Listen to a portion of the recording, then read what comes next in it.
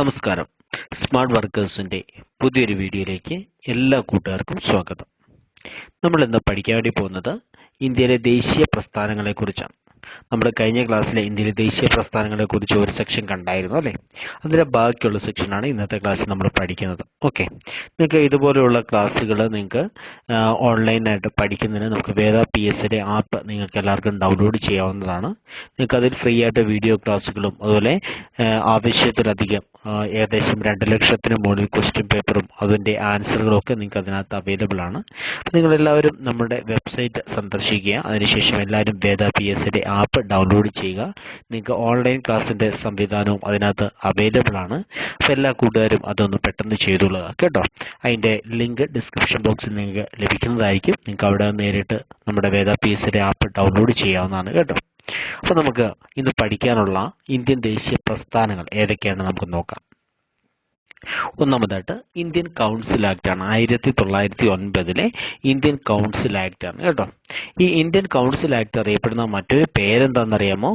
Minto Morley reforms എന്നാണ് കേട്ടോ. Indian council ആക്ടിന്റെ മറ്റൊരു പേരാണ് മിന്റോ മോർലി റിഫോംസ് അല്ലെങ്കിൽ മിന്റോ മോർലി ഭരണ പരിഷ്കാരം എന്നാണ് അറിയപ്പെടുന്നത് കേട്ടോ.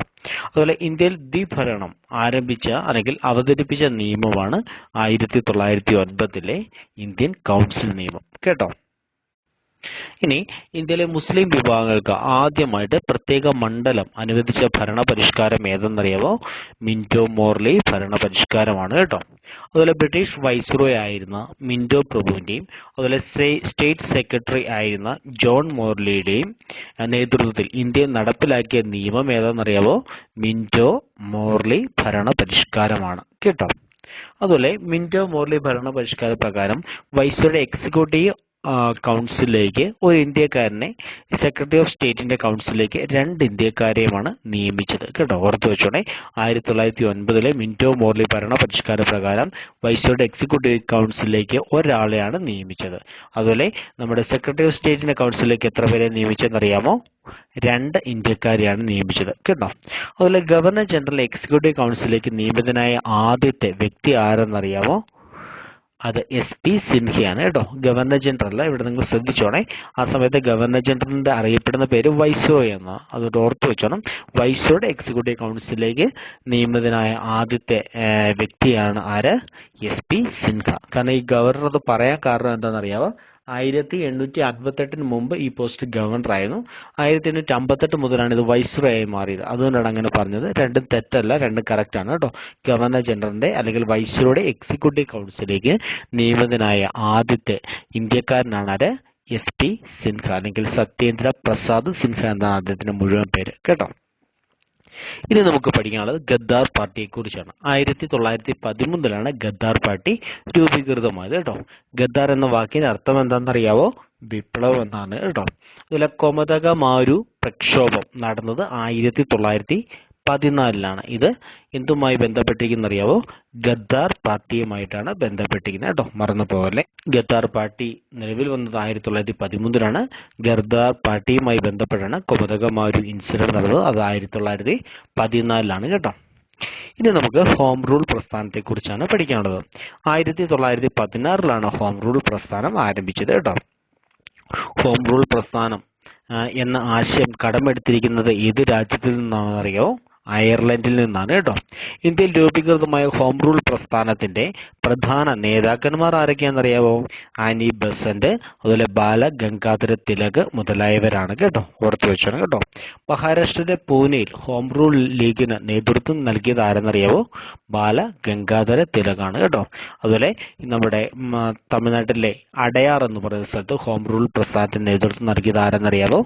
ആനി ബസന്റ് ആണ് കേട്ടോ. അമേരിക്കയിൽ ഹോം റൂൾ ലീഗ് പ്രസ്ഥാനം ആരംഭിച്ച വ്യക്തി ആരെന്നറിയാമോ? ലാല ലജ്പത് റായ് ആണ് കേട്ടോ. അതുപോലെ മലബാറി ഹോം റൂൾ മൂവ്മെന്റിന് നേതൃത്വം നൽകിയത് ആരെന്നറിയാവോ? KP കേശവ മേനോനാണ് കേട്ടോ. PSC കുറെ തവണ ചോദിച്ച ചോദ്യമാണ്. മലബാറി ഹോം റൂൾ മൂവ്മെന്റിന് നേതൃത്വം നൽകിയ വ്യക്തി ആരാണ്? KP കേശവ മേനോനാണ് കേട്ടോ. ഹോം റൂൾ പ്രസ്ഥാനത്തിന്റെ പ്രധാന ലക്ഷ്യം എന്താണെന്നറിയാവോ? ബ്രിട്ടീഷ് കോമൺവെൽത്തിൽ നിന്നുകൊണ്ട് ഇന്ത്യക്ക് സ്വയംഭരണം നേടുക എന്നായിരുന്നു കേട്ടോ. ഓർത്തു വെച്ചിട്ടുണ്ട്. ഹോം റൂൾ പ്രസ്ഥാനത്തിന്റെ പ്രധാനപ്പെട്ട ലക്ഷ്യം എന്തായിരുന്നു? ബ്രിട്ടീഷ് കോമൺവെൽത്തിൽ നിന്നുകൊണ്ട് തന്നെ ഇന്ത്യക്ക് സ്വയംഭരണം നേടുക എന്നതായിരുന്നു കേട്ടോ. ഇനി നമുക്ക് പഠിക്കാനുള്ളത് ചമ്പാരൻ സത്യാഗ്രഹത്തെ കുറിച്ചാണ്.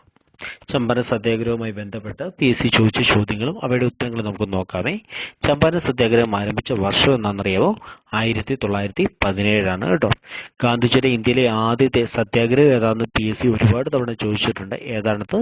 ചമ്പാരൻ സത്യാഗ്രഹമാണ് കേട്ടോ. ചമ്പാരൻ സ്ഥിതി ചെയ്യുന്നത് ഏത് സംസ്ഥാനത്താണെന്നറിയാമോ? ബീഹാറിലാണ് കേട്ടോ. ഓർത്തു വെച്ചോണേ, ബീഹാറിലാണ് ചമ്പാരൻ എന്ന് പറഞ്ഞ സ്ഥലം സ്ഥിതി ചെയ്യുന്നത് കേട്ടോ. ഇനി തിങ്കതീയ സമ്പ്രദായവുമായി ബന്ധപ്പെട്ട് നടത്തിയ പ്രക്ഷോഭം എന്നറിയാവോ?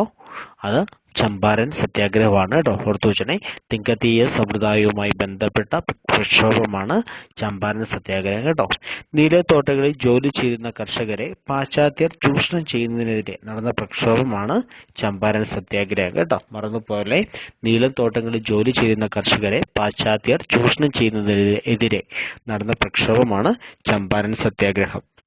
ഇനി അടുത്തത് നമുക്ക് പഠിക്കേണ്ടത് അഹമ്മദാബാദിലെ മിൽ സമരമാണ് കേട്ടോ. അഹമ്മദാബാദിലെ മിൽ സമരം നടന്ന വർഷം എന്നറിയാമോ? 1918 കേട്ടോ. ഗാന്ധിജിയുടെ നേതൃത്വം നടന്ന ആദ്യ നിരാഹാര സമരമാണ് ഏത്? അഹമ്മദാബാദിലെ മിൽ സമരം കേട്ടോ. ഓർത്തു വെച്ചാൽ ഗാന്ധിജിയുടെ ഇന്ത്യയിലെ ആദ്യത്തെ സത്യാഗ്രഹം ഏതാണ്? ചമ്പാരൻ സത്യാഗ്രഹമാണ് അല്ലേ. ഗാന്ധിജിയുടെ ഇന്ത്യയിലെ ആദ്യത്തെ നിരാഹാര സത്യാഗ്രഹം ഏതാണ്? അത് അഹമ്മദാബാദിലെ മിൽ സമരമാണ് അല്ലേ.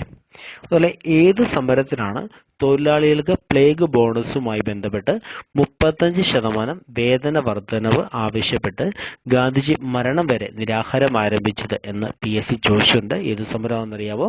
അഹമ്മദാബാദിലെ മിൽ സമരമാണ് കേട്ടോ. ഓർത്തു വെച്ചോളെ, അഹമ്മദാബാദിലെ മിൽ സമരത്തിനാണ് മിൽ തൊഴിലാളികൾക്ക് പ്ലേഗ് ബോണസായിട്ട് 35% നൽകണമെന്ന് പറഞ്ഞുകൊണ്ട് ഗാന്ധിജി സമരം ചെയ്തത് കേട്ടോ. ഓർത്തു വെച്ചോളെ, മരണം വരെ നിരാഹാര സത്യാഗ്രഹം കടന്നു കേട്ടോ. ഇനി അടുത്ത നമുക്ക് പഠിക്കാം ഖേദ സത്യാഗ്രഹമാണ്. ഖേദ സത്യാഗ്രഹം നടന്ന വർഷം 1918 കേട്ടോ. ഖേദ സത്യാഗ്രഹം നടന്ന വർഷം എന്നാണ്? 1918 കേട്ടോ. ഖേദ സത്യാഗ്രഹത്തിന് നേതൃത്വം നൽകിയ വ്യക്തി ആരാന്നറിയാമോ? ഗാന്ധിജിയാണ് കേട്ടോ. മറന്നുപോലെ, ഖേദ സത്യാഗ്രഹത്തിന് നേതൃത്വം നൽകിയ വ്യക്തി ആരാണ്? ഗാന്ധിജിയാണ് കേട്ടോ. ഖേദ സത്യാഗ്രഹത്തിൽ ഗാന്ധിജിയെ അനുഗമിച്ച പ്രധാനപ്പെട്ട നേതാക്കന്മാർ ആരൊക്കെയാണെന്നറിയാവോ? സർദാർ പട്ടേലും സർദാർ വല്ലഭായ് പട്ടേലും അതുപോലെ ഇന്ദുലാൽ യാഗ്നിക്കുമാണ് കേട്ടോ. ഓർത്തു വെച്ചാൽ ഖേദ സത്യാഗ്രഹത്തിൽ ഗാന്ധിജിയെ അനുഗമിച്ച പ്രധാനപ്പെട്ട നേതാക്കന്മാർ ആരൊക്കെയാണ്? സർദാർ വല്ലഭായ് പട്ടേലും ഇന്ദുലാൽ യാഗ്നിക്കുമാണ് അല്ലേ. ഇനി അടുത്തായിട്ട് നമുക്ക് പഠിക്കാനുള്ളത് ഖിലാഫത്ത് പ്രസ്ഥാനത്തെ കുറിച്ചാണ് കേട്ടോ. അഖിലേന്ത്യാ ഖിലാഫത്ത് കോൺഫറൻസ് നടന്ന വർഷം എന്നാണെന്നറിയാമോ? 1919 കേട്ടോ. 1919 ഓൾ ഇന്ത്യ ഖിലാഫത്ത് കോൺഫറൻസിന് വേദിയായ സ്ഥലം എവിടെയാണെന്നറിയാമോ? അത് ഡൽഹിയാണ് കേട്ടോ. 1919 ആദ്യത്തെ ഓൾ ഇന്ത്യ ഖിലാഫത്ത് കോൺഫറൻസിന് വേദിയായ സ്ഥലം ഡൽഹിയാണ് കേട്ടോ. ഖിലാഫത്ത് പ്രസ്ഥാനത്തിന്റെ സ്ഥാപകർ ആരൊക്കെയാണെന്നറിയാമോ? അവര് അലി സഹോദരന്മാർ എന്നാണ് അവരെ വിളിക്കുന്നത് കേട്ടോ. ആരൊക്കെയാണെന്നറിയാമോ അവര്? അത് ആരൊക്കെയാണെന്നറിയാമോ അവര്? ഒന്ന് മൗലാന മുഹമ്മദ് അലിയും അതുപോലെ മൗലാന ഷൗക്കത്ത് അലിയാണ് കേട്ടോ. അതുപോലെ ഇതിന്റെ കൂട്ടത്തിൽ മൗലാന അബ്ദുൽ കലാം ആസാദും ഉണ്ടായത് കേട്ടോ. അപ്പോൾ മൗലാന മുഹമ്മദ് അലിയും മൗലാന ഷൗക്കത്ത് അലിയുമാണ് ഇതിലുണ്ട് പ്രധാനപ്പെട്ടതായിട്ട് നമ്മൾ ഓർത്തിരിക്കേണ്ടത്. പിന്നെ അതുപോലെ തന്നെ മൗലാന അബ്ദുൽ കലാം ആസാദും ഉണ്ടല്ലേ. ഈ 3 പേര് അലി ബ്രദേഴ്സ് എന്നാണ് ഇവർ അറിയപ്പെടുന്നത് കേട്ടോ. അതുപോലെ ഓൾ ഇന്ത്യ ഖിലാഫത്ത് കമ്മിറ്റിയുടെ പ്രസിഡന്റ് ആരാന്നറിയാമോ? ഗാന്ധിജിയാണ് കേട്ടോ. മറന്നുപോലെ, ഓൾ ഇന്ത്യ ഖിലാഫത്ത് കമ്മിറ്റിയുടെ പ്രസിഡന്റ് ആരായിരുന്നു? ഗാന്ധിജിയാണ് കേട്ടോ. ഖിലാഫത്ത് പ്രസ്ഥാനം രൂപം കൊണ്ടത് ഇന്ത്യയിൽ നിലവിൽ വന്ന എന്നാണെന്നറിയാമോ? 1920 കേട്ടോ. ഖിലാഫത്ത് പ്രസ്ഥാനവുമായി ബന്ധപ്പെട്ട് കേരളത്തിൽ നടന്ന പ്രക്ഷോഭം അല്ലെങ്കിൽ കേരളത്തിൽ നടന്ന കലാപം എന്നറിയാമോ? മലബാർ കലാപമാണ് കേട്ടോ. ഒന്നാം ലോകമഹായുദ്ധത്തിന് ശേഷം ലോകമെമ്പാടുമുള്ള മുസ്ലിങ്ങളുടെ ആത്മീയ നേതാവായ തുർക്കിയിലെ സുൽത്താന്റെ അധികാരങ്ങൾ ബ്രിട്ടൻ പരിമിതിപ്പെടുത്തിയതിനാൽ പ്രതിഷേധിച്ച് ഇന്ത്യയിലെ മുസ്ലിങ്ങൾ രൂപം നൽകിയ സംഘടനയാണ് ഖിലാഫത്ത് പ്രസ്ഥാനം കേട്ടോ. ഓർത്തു വെച്ചോണേ, ഒന്നാം ലോകമഹായുദ്ധത്തിന് ശേഷം നമുക്കറിയാം 1914-18 നടന്നല്ലേ. ഒന്നാമത്തെ ലോകമഹായുദ്ധത്തിന് ശേഷം ലോകമെമ്പാടുമുള്ള മുസ്ലിങ്ങളുടെ ആത്മീയ നേതാവായിരുന്നു നമ്മുടെ തുർക്കിയിലെ സുൽത്താൻ അല്ലേ. അദ്ദേഹത്തിന്റെ അധികാരങ്ങൾ ബ്രിട്ടീഷ് ഗവൺമെന്റ് പരിമിതിപ്പെടുത്തി. ഇതിൽ പ്രതിഷേധിച്ച് തുർക്കിയിലുള്ള മുസ്ലിങ്ങളാണ് ആദ്യമായിട്ട് ഖിലാഫത്ത് പ്രസ്ഥാനം ആരംഭിച്ചത്. അതിനോട് ഉൾക്കൊണ്ടുകൊണ്ട് അതിൻ്റെ ബാലൻസ് ആയിട്ട് അല്ലെങ്കിൽ അതിനോട് ചേർന്നുകൊണ്ട് ഇന്ത്യയിലെ മുസ്ലിം യുവജനങ്ങൾ ഇന്ത്യയിൽ ആരംഭിച്ച പ്രസ്ഥാനമാണ് ഇന്ത്യയിലെ ഖിലാഫത്ത് പ്രസ്ഥാനം. കേട്ടോ, ഓർത്ത് വെച്ചോണേ. ഇത്രയേ ഉള്ളൂ നമുക്ക് ഖിലാഫത്ത് പ്രസ്ഥാനത്തെ കുറിച്ച് പഠിക്കാനുള്ളത്. ഓക്കെ, അപ്പോൾ നമ്മുടെ ദേശീയ പ്രസ്ഥാനങ്ങളുടെ രണ്ടാമത്തെ സെക്ഷൻ്റെ വീഡിയോ അവസാനിച്ചിരിക്കുകയാണ്. നിങ്ങളെല്ലാവരും ഇത് വളരെ കൃത്യമായിട്ട് പഠിച്ച് നോട്ട്ബുക്കിൽ കൃത്യമായിട്ട് എഴുതണം കേട്ടോ. നിങ്ങൾക്ക് എന്തെങ്കിലും സംശയമുണ്ടെങ്കിൽ solutions@vedagroupofinstitute.com എന്ന് പറഞ്ഞ നമ്മുടെ മെയിലിലേക്ക് മെയിൽ അയച്ചു കൊടുക്കുക. ഞങ്ങൾ നിങ്ങൾക്ക് ഉത്തരം നൽകിക്കോളാം. അതുപോലെ തന്നെ നമ്മുടെ ആപ്പ് ഡൗൺലോഡ് ചെയ്യാത്ത കൂട്ടുകാരെല്ലാവരും ആപ്പ് ഡൗൺലോഡ് ചെയ്തോണം. അതുപോലെ തന്നെ നമ്മുടെ ഈ യൂട്യൂബ് ചാനൽ സബ്സ്ക്രൈബ് ചെയ്യാത്ത കൂട്ടുകാരെല്ലാവരും യൂട്യൂബ് ചാനൽ സബ്സ്ക്രൈബ് ചെയ്തുകൊള്ളുക. ഇനി വരാനുള്ള നമ്മുടെ പുതിയ സിലബസിലുള്ള പരീക്ഷ അനുസരിച്ചുള്ള ഇനി വരുന്ന പരീക്ഷയ്ക്കുള്ള പുതിയ സിലബസ് അനുസരിച്ചുള്ള ക്ലാസ്സുകൾ നമ്മൾ യൂട്യൂബിനകത്ത് നിങ്ങൾക്ക് അവൈലബിൾ ആക്കുന്നതാണ്. നിങ്ങൾക്ക് കൂടുതൽ ക്വസ്റ്റ്യൻസ് ഒക്കെ ചെയ്തു നോക്കണമെന്ന് ആഗ്രഹമുണ്ടെങ്കിൽ നമ്മുടെ ആപ്പ് ഡൗൺലോഡ് ചെയ്തുകൊള്ളുക. അപ്പോൾ എല്ലാ കൂട്ടുകാർക്കും ഉന്നതമായിട്ടുള്ള വിജയം ആശംസിച്ചുകൊണ്ട് നമ്മുടെ ഇന്നത്തെ ക്ലാസ് നിർത്തുവാണ് കേട്ടോ. അപ്പോൾ എല്ലാവർക്കും ശുഭദിനം. Thank you.